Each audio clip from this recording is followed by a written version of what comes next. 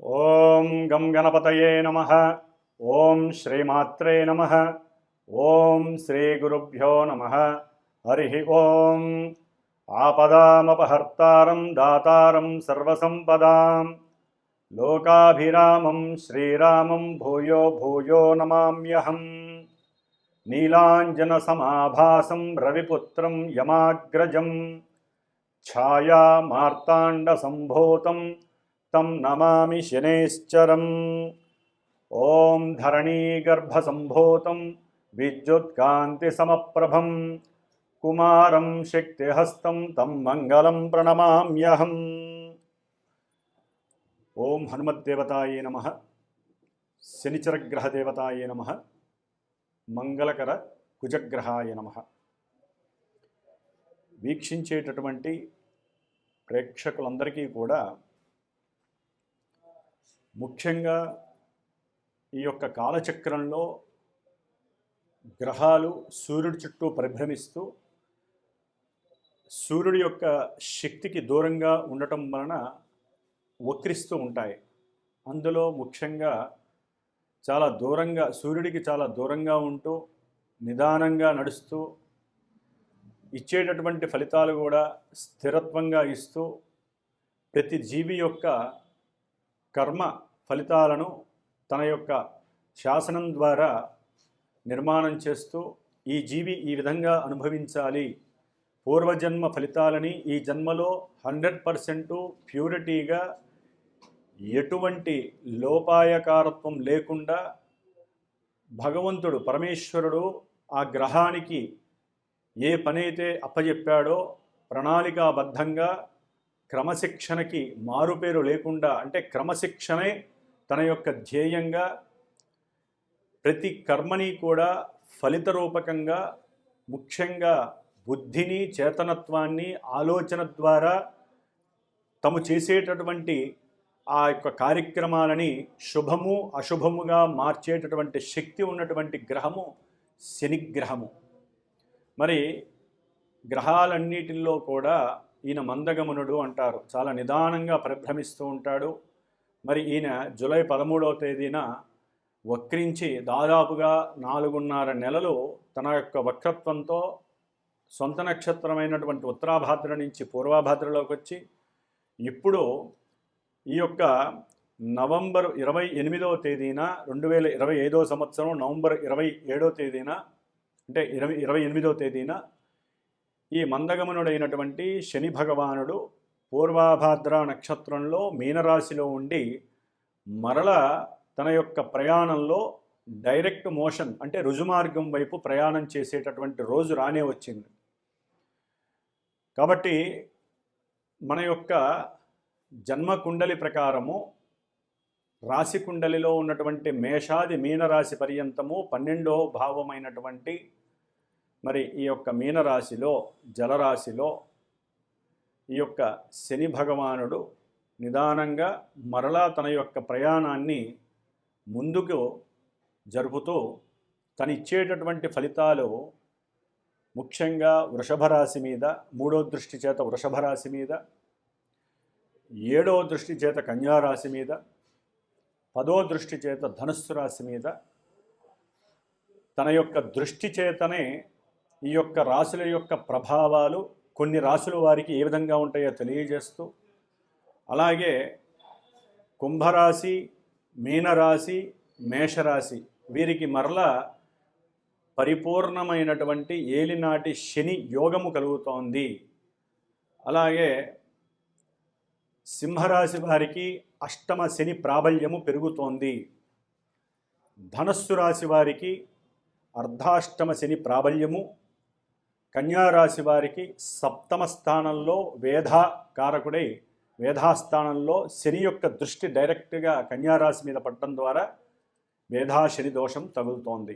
కాబట్టి ఇన్ని రాశుల వారికి శని యొక్క దృష్టి చేత, శని యొక్క స్థితి చేత, అట్లాగే శని ఉన్నటువంటి రాశి అయినటువంటి గురు రాశి కాబట్టి ఇటు గురువు ధనాన్ని, సంతానాన్ని, వివాహాన్ని, అఖండమైనటువంటి రాజయోగాలని, దూర ప్రాంతాలలో నివసిస్తున్న వారిని, ఇట్లా అన్ని రకాలైనటువంటి విషయాల మీద ఈయన యొక్క శక్తి అనేటటువంటిది ప్రభావితం చేస్తూ ఉంటుంది. దీనికి తోడు ఈయనకి విరుద్ధమైనటువంటి గ్రహము కుజగ్రహము, శత్రుగ్రహము. మరి ఈ మహానుభావుడు ఇప్పటి వరకు తన యొక్క సొంత రాశిలో ఉండి అనురాధ నక్షత్రంలో ఉండే చాలా ఘోరాలు చేశాడు. ఒక పక్క రోడ్డు ప్రమాదాల, అగ్ని ప్రమాదాల, వాయు ప్రమాదాల, అట్లాగే ఎన్నో రకాలైనటువంటి ఆపదలని, యుద్ధాలని, యుద్ధ మేఘాలని, ఎన్నో రకాలుగా అస్త్రశస్త్రాలని యూజ్ చేసేటటువంటి ఉపయోగించే పరిస్థితిని తెచ్చాడు మహానుభావుడు కుజుడు. కాబట్టి ఈ కుజగ్రహము మహా ఆవేశమైనటువంటి, ఆలోచన రాహిత్యమైనటువంటి, అన్నిటిలో నేనే ముందు అనేటటువంటి చేతనత్వము కలిగినటువంటి, దూకుడు స్వభావం కలిగినటువంటి, అనుకున్న వెంటనే ఫాస్ట్గా చేసేటటువంటి గ్రహము ఈ కుజగ్రహము. ఈయన మిత్రరాశి అయినటువంటి అదే ధనుస్సు రాశిలోకి వస్తున్నాడు. అంటే గురుగ్రహ పాలితమైనటువంటి మీనరాశి మరియు ధనుస్సు రాశి రెండింటికి ఆధిపత్యము గురుగ్రహము.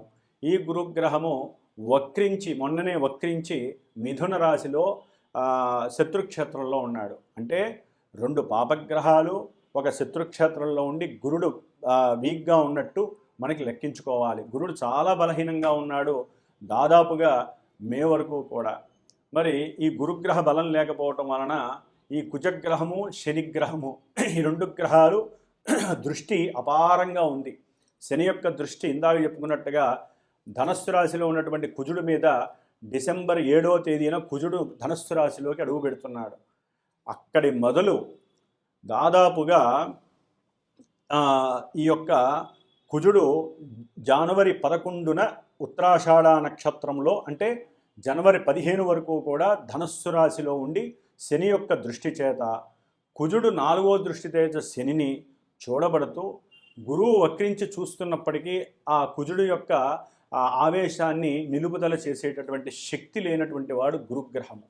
కాబట్టి శని యొక్క దృష్టి కుజుడి మీద, కుజుడు యొక్క దృష్టి శని మీద ఉండటం అనేటటువంటిది ఒక అయోగ్యకరమైనటువంటి, బాధాకరమైనటువంటి, ప్రపంచానికి, మన విశ్వానికి, అట్లాగే కొన్ని రాసుల వారికి, ముఖ్యంగా కుజ నక్షత్రాలు, అట్లాగే కుజరాశులు, మేష వృశ్చిక రాశులకి, అట్లాగే శని రాశులైనటువంటి మకరము కుంభరాశుల వారికి, అలాగే కుజుడు యొక్క నక్షత్రాలైనటువంటి మృగశిర నక్షత్రము, చిత్తా నక్షత్రము, ధనిష్ఠా నక్షత్రము, ఈ నక్షత్రాల వారికి, శని నక్షత్రాలైనటువంటి పుష్యమి నక్షత్రము, అట్లాగే అనురాధ నక్షత్రము, ఉత్తరాభద్ర నక్షత్రము, ఇవి శని నక్షత్రాలు.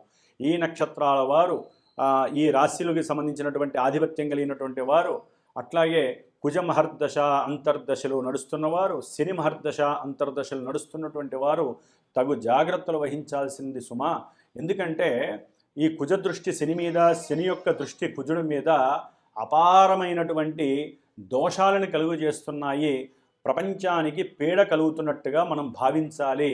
ఎందుకంటే మన రాశులకి మన యొక్క జన్మజాతకంలో ఉన్నటువంటి దశలు అంతర్దశలు యోగిస్తే ఇవి కొంతవరకు మనల్ని టచ్ చేసి వదిలేస్తాయి, అవి మనల్ని కాపాడుతాయి. జన్మజాతకంలో ఈ కుజుడు శని కూడా పాప నక్షత్రాలలో ఉండి పాపస్థానాలకు సంబంధించిన భావాలను కనుక మనకి చూపిస్తే మటుకు ఈ యొక్క గోచార స్థితి, జన్మజాతకంలో మనకు ఉన్నటువంటి కుజశనుల యొక్క స్థితి కనుక ఆటలాడుకుంటే అట్టడుక్కెళ్ళేటటువంటి పరిస్థితి. ఆరోగ్యం, ఎందుకంటే వీరు ఈ ఇద్దరు గ్రహాలు కూడా దీర్ఘకాలిక అనారోగ్య బాధలని సూచించేటటువంటి గ్రహాలు, యుద్ధాలని, యుద్ధ వాతావరణాన్ని కలుగు చేసేటటువంటి వాళ్ళు, ఎటువంటి విషయాన్నైనా ఎడబాటు చేసి విడదీసేవాళ్ళు, ముఖ్యంగా భార్యాభర్తల మధ్య విడదీసేటటువంటి పరిస్థితి కలుగుతుంది ఈ యొక్క దృష్టి భేదము. అట్లాగే అప్పుల బాధలు ఎక్కువ అవుతాయి.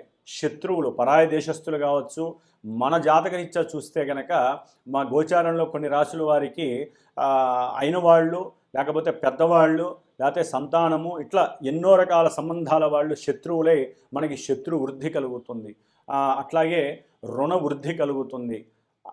అవసరం లేనటువంటి అనారోగ్యాలు ప్రబలే అవకాశం ఉంటుంది. ఈయన అగ్నిరాశి తత్వంలో, అగ్నిరాశిలో ఉండి అగ్నితత్వపు గ్రహమై మరి జలతత్వములో ఉన్నటువంటి భూతత్వ వాయుతత్వకారకుడైనటువంటి శనిని చూడటం అనేది కొంత అగ్ని మరియు జలతత్వపరమైనటువంటి ఎన్నో ప్రమాదాలు జరగడానికి అవకాశం ఉంది.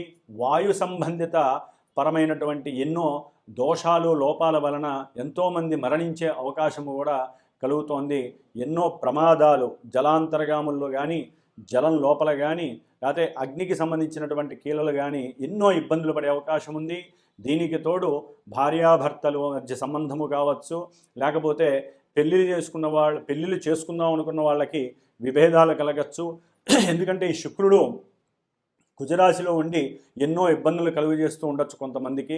ముఖ్యంగా డిసెంబర్ 21 నుంచి జనవరి 10 వరకు కూడా కుజుడు, శుక్రుడు, శని ఈ 3 గ్రహాలు కూడా, అంటే దాదాపుగా డిసెంబర్ 21 నుంచి జనవరి 12 సంక్రాంతి వరకు శని ఈ కుజ శుక్రుల్ని చూడటం, కుజుడు శుక్రుడితో కలవటం వలన భార్యాభర్తల మధ్య సంబంధాలు తెగిపోవటము, ఇబ్బందులు పడటము, లేకపోతే మఠాధిపతులు, పీఠాధిపతులు, ఎన్నో రకాల దేవస్థానాలలో కొన్ని లైంగికకరమైనటువంటి చర్యల వలన ఎంతోమంది పెద్ద పెద్ద వాళ్ళు ఇబ్బందులు పడటము, గురుస్థానంలో ఉన్నటువంటి వాళ్ళకి ఇది దోషప్రదము.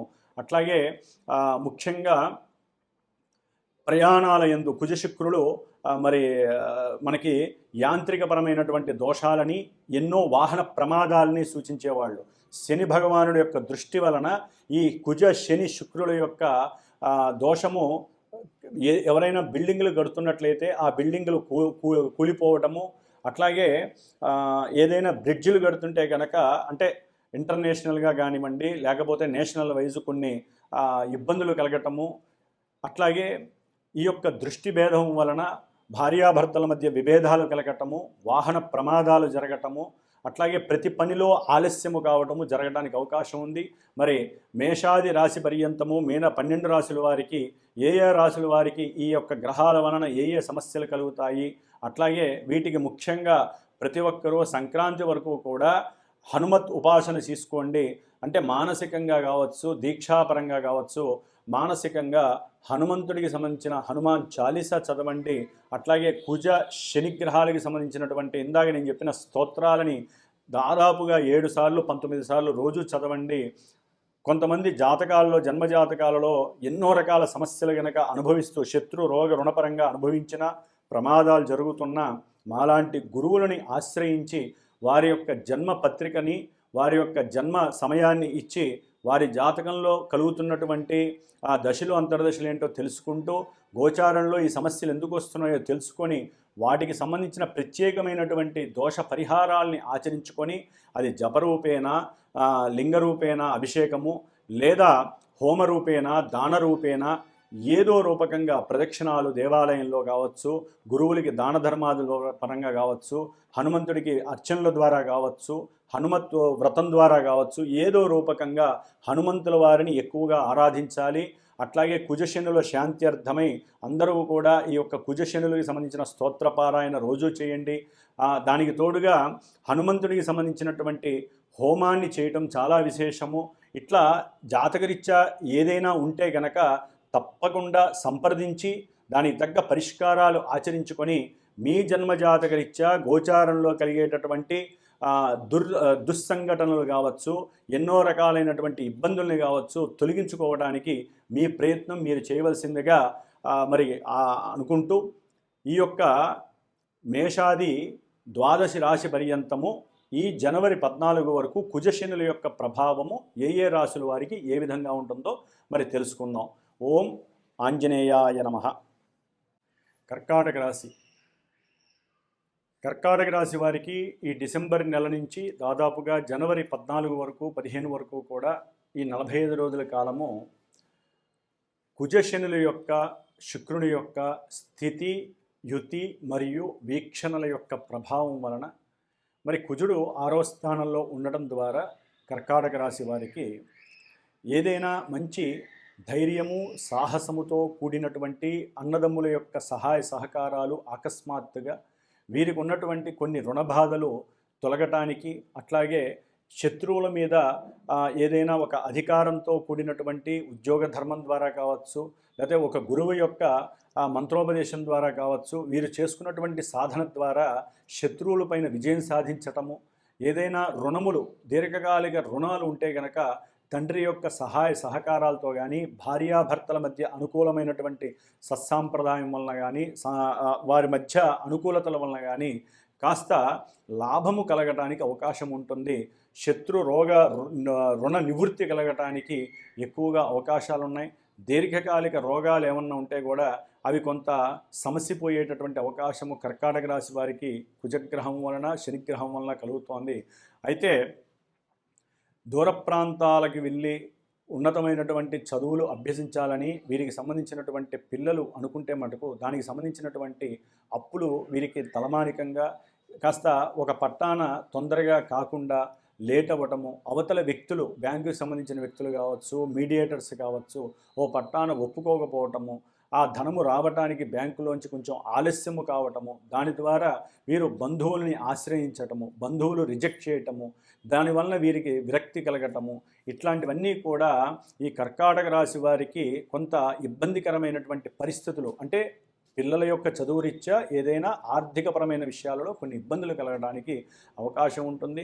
గృహపరమైనటువంటి రుణములు కావచ్చు, ఏదైనా పిల్లల పేరు మీద కొనాలి, ఒక భూమి కొనాలి, లేకపోతే ఇల్లు కొనాలి అనుకున్నప్పుడు దానికి సంబంధించిన విషయాల్లో కూడా శని యొక్క దృష్టి వలన లేట్ అయ్యే అవకాశము ఎక్కువగా ఉంటుంది. ఏదైనా దూర ప్రాంతాలకి వెళ్ళేటటువంటి అవకాశము కలుగుతోంది. దాని ద్వారా కొంత మత సామరస్యము, అట్లాగే మత విశ్వాసము పెరగటము కూడా కలిగే అవకాశం ఉంటుంది. కాకపోతే కొంచెం వీరు తెలుసో తెలియకో వీరి యొక్క ఏకాగ్రత శక్తి అధికమవటం వలన వీరికి ఉన్నటువంటి సామర్థ్యము, సృజనాత్మక శక్తి, అకుంఠితమైనటువంటి ఆంతరంగికమైనటువంటి విషయాల మీద శ్రద్ధ వలన గురువులతో కాస్త వెగటుగా మాట్లాడటము, వారిని పరీక్షించినట్లుగా అడగటము, వీరి మనసులో భావన వేరే ఉన్నప్పటికీ వారితో మాట్లాడే పద్ధతి ఆ విధంగా ఉండటం ద్వారా గురువుల యొక్క దోషము, అంటే గురువులను ఆ విధంగా అడగటం ద్వారా వారు బాధపడితే అది గురువు దోషం అవుతుంది. కాబట్టి కొంచెం మాట్లాడే సందర్భంలో ఆచితూచి మాట్లాడటము, ఎవరితో శత్రుత్వం లేకుండా, ముఖ్యంగా బంధువులతో శత్రుత్వం లేకుండా తల్లి యొక్క ఆరోగ్యం పట్ల శ్రద్ధ వహించడం అనేటటువంటిది చాలా విశేషంగా ఉంటుంది. కాబట్టి ఆర్థికపరమైనటువంటి లావాదేవీల విషయంలో, ముఖ్యంగా వ్యాపారపరంగా ఆకస్మికంగా కొన్ని పెట్టుబడి పెట్టేటటువంటి అవకాశాలు కలగటము, దాని ద్వారా పిల్లలు కూడా అగ్రీ చేయటము, దీని ద్వారా మనకి లాభం వస్తుందనుకోవటము, ఇవన్నీ కూడా కుటుంబంలో చర్చలు జరిగి దాని ద్వారా లాభకరమైనటువంటి విషయాలందు కూడా కొంతవరకు మీకు ఈ కుజగ్రహ ప్రభావం కలుగుతుంది. అట్లాగే విద్యార్థులకి శుక్రుడు డిసెంబర్ 21 నుంచి జనవరి 14 వరకు కూడా కొంచెం ప్రతికూలమైనటువంటి పరిస్థితులను కలుగజేస్తున్నాడు. ఈ చదువుకునేటటువంటి విద్యార్థులు పరధ్యాస వైపుకి వెళ్ళకండి. ఉద్యోగ అవకాశం ఇప్పుడే అవసరం లేదు. అట్లాగే ఒక పురుషుడు స్త్రీతో కానీ, స్త్రీ పురుషుడితో మాట్లాడేటప్పుడు లైంగికకరమైనటువంటి వాంఛలను పక్కన పెట్టి ఒక మంచి అభిమానంతో ఏదో విషయాన్ని తెలుసుకోవాలనేటటువంటి ఉత్సాహంతో, కొత్త నూతన క్రియేషన్స్ ఆవిర్భవించాలనేటటువంటి ఉద్రేకంతో ఒకరికొకరు మాట్లాడుకుంటూ ముందుకు వెళ్ళటం చాలా చాలా విశేషమైనటువంటి ధర్మంగా భావించండి. ఎందుకంటే ఇక్కడ లీగల్గా కొన్ని సమస్యలు ఎదుర్కొనే పరిస్థితులు కూడా వీరికి కలుగుతాయి. ముఖ్యంగా వీరు హనుమంతుడికి సంబంధించినటువంటి ఆరాధన చేయటం ద్వారా తండ్రి యొక్క ఆరోగ్యము, భార్యాభర్తల మధ్య ఆరోగ్యము, అట్లాగే సఖ్యత, ద్వితీయ కళ్యాణం పైన ఎవరైనా సరే వాంఛ ఉన్నట్లయితే, అంటే వివాహం అయ్యి స్త్రీ మరణించిన భార్య, లేకపోతే విడిపోయినటువంటి వారు ద్వితీయ కళ్యాణం వైపు మొగ్గు చూపినా కూడా కొంత ప్రతికూలమైనటువంటి పరిస్థితులతో కూడి మీకు ఇబ్బందులు అనేటటువంటివి కనిపిస్తూ దానివైపు ఆలోచనలు కలిగే అవకాశం ఉంటుందేమో, కానీ అభీష్టము నెరవేరడానికి చాలా సమయం పట్టే అవకాశం ఉంటుంది. ఏదేమైనా జన్మజాతకరీత్యా మీరు దశాంతర దశలను బేరీజు వేసుకుంటూ మన యొక్క జాతకంలో ఉన్నటువంటి వైవిధ్యకరమైనటువంటి గ్రహాలు ఇచ్చే ఈవెంట్స్ని ఇప్పుడు గోచారంలో వాటిని పార్టిసిపేట్ చేసుకుంటూ ఇప్పుడు ఈ ఇచ్చేటటువంటి గ్రహాల యొక్క సమ్మేళనము, అట్లాగే జాతకంలో ఉన్నటువంటి ఆ యొక్క దశాంతర దశల యొక్క అనుకూలత బేరీజు వేసుకుంటూ మీకు మంచి జరుగుతుందా, ఇబ్బంది కలుగుతుందా అనేటటువంటి విషయాన్ని మీరు కూలంకషంగా చర్చించుకునేటటువంటి ప్రయత్నము చేసుకోవడం ఎంతైనా ధర్మము.